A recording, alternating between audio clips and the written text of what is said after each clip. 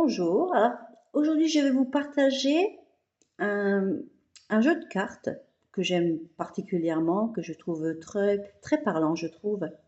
C'est Or et Ombre, c'est un oracle d'alchimie lunaire de Stéphanie Lafranc et de Vico. Donc je vous ai tiré cette carte que vous voyez sur votre écran, la carte numéro 12. Donc 12 ça fait 3, donc c'est de la... En numérologie, le 3, c'est la sociabilité, la communication, la joie. Et cette carte parle donc de la lune descendante, donc de nos racines. Prenons en compte donc ce mois d'août 2025 qui est donc en vibration 8, donc c'est le pouvoir, l'ambition dans ce mois-ci. Je parle bien en universel. Et avec l'année universelle 2025 qui est 9, où c'est la clôture d'un cycle, un tri, où on fait un bilan avec la réflexion. C'est peut-être une page qui se tourne. C'est un détachement. Alors, si vous êtes en année personnelle 9 en plus, donc ça vous parlera doublement. Et je vous rappelle brièvement comment on calcule ces années personnelles. Donc, c'est votre jour de naissance plus votre mois de naissance et l'année universelle, donc qui est 9. Donc, vous faites tout ça, le calcul, vous ajoutez pour être à un chiffre. Donc, vous êtes soit en année personnelle 1. Donc, si vous êtes en année personnelle 1, donc c'est un départ, des nouvelles décisions, justement après un nettoyage, c'est de l'indépendance, on affine. Si vous êtes en année personnelle 2, alors c'est plutôt l'écoute, la gestation de projet, la coopération, l'association aussi. Si vous êtes en 3, c'est plus, on va dire, la joie, la sociabilité, la communication. Si vous êtes en année personnelle 4, alors là, c'est plutôt l'organisation, la discipline et les constructions solides. Si vous êtes en 5, c'est changement, il y a des mouvements, peut-être imprévus, et des nouvelles expériences. Si vous êtes en 6, c'est plutôt axé sur la famille, l'engagement, l'équilibre affectif. Si vous êtes en 7, la vibration est plutôt sur la réflexion, peut-être la spiritualité pour certains, l'analyse, l'introspection. Et enfin, si vous êtes en 8, c'est plus l'ambition, la réussite, récolte du travail passé et les finances. Donc, donc vous gardez l'année universelle en 9, le mois d'août qui est en 8, et vous rajoutez donc votre année personnelle que je vous ai énumérée, et vous écoutez ce texte. Donc, c'est la lune descendante. Revenir à la racine.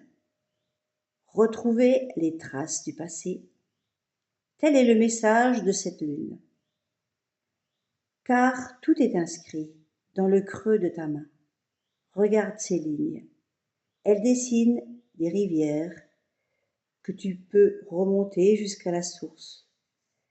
Tu as les codes en toi. Les codes pour décrypter les messages qui s'inscrivent dans ton sang, ceux de ta lignée.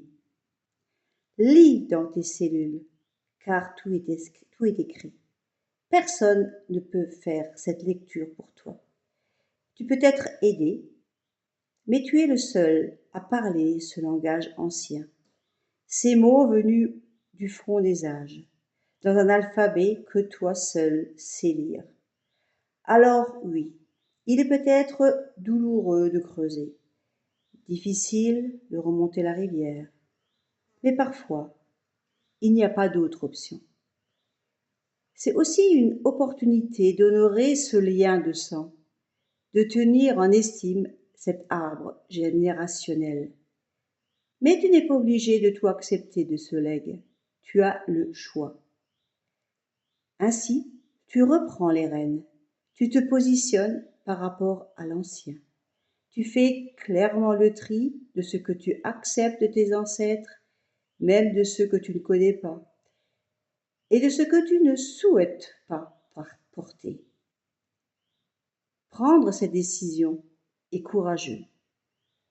Acter de ne plus subir cette transmission est audacieux. Cela peut te paraître impossible, mais il suffit d'une formule magique à prononcer. J'honore et je libère. Et te voilà maître de ton royaume. Tu apprends ainsi à gagner en souveraineté et à libérer les générations à venir. Vois ce passé comme un arbre, et toi comme un jardinier qui connaît mieux que personne cet écosystème. Tu peux couper des branches, faire des boutures, panser des plaies, prendre soin des jeunes bourgeons ou abreuver les racines. Tout est une question de choix. Il existe des résistances, car inconsciemment, ta loyauté envers le clan t'a été transmise. Mais tu peux te rassurer, les liens que tu souhaites garder peuvent perdurer même si tu veux te couper d'une partie de ton arbre. Car les liens d'amour sont là, ils sont indestructibles. Mais le plus important est ne pas laisser ton territoire être envahi. Alors pour cela, il va falloir sans doute faire un peu de nettoyage, de débroussaillage. Alors tu auras pu évacuer les branches mortes. Concentre-toi sur les graines de l'avenir.